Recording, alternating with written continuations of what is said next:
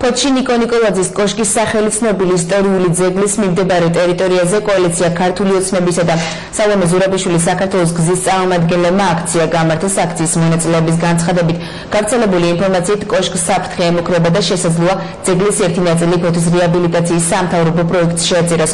აქციის მონაწილეები საპროტესტო მანიფესტაციის გამართვას კვლავ გეკმავენ.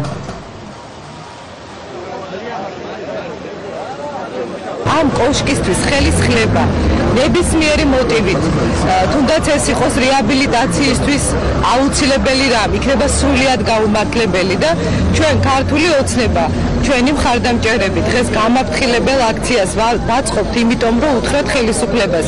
ჩვენი ისტორიის ხელისხლება და გრევა იმისა, რაც დღემდე არის მოტანილი, რუდუნებით, ჩვენ ამას არ დაუშვებთ. თუნდაც ის ფაქტი, რომ გაჟღერდა აზრი მისი დანგრევის შესახებ, თუნდაც ნაწილის დანგრევის შესახებ უკვე არის საშიში და სახიფათო. საზოგადოების ცნობილია ქალბატონი სალომე ძალიან მწვავე რეაქცია და ეს სიმწვავე ამ რეაქციის გამოწვეულია ზუსტად იმით, რომ ხელისუფლება დიდი ხანია უკვე მხილებულია იმაში, რომ ისევ არა მარტო ქართულ ეროვნულ, კულტურულ და რელიგიურ ძეგლებს, არამედ ისევ დიდ ქართველებს, მაგალითად როგორც იყო ნიკო ნიკოლაძე და შესაბამისად მთლიანად ებრძვის ქართულ ეროვნულ ცნობიერებას.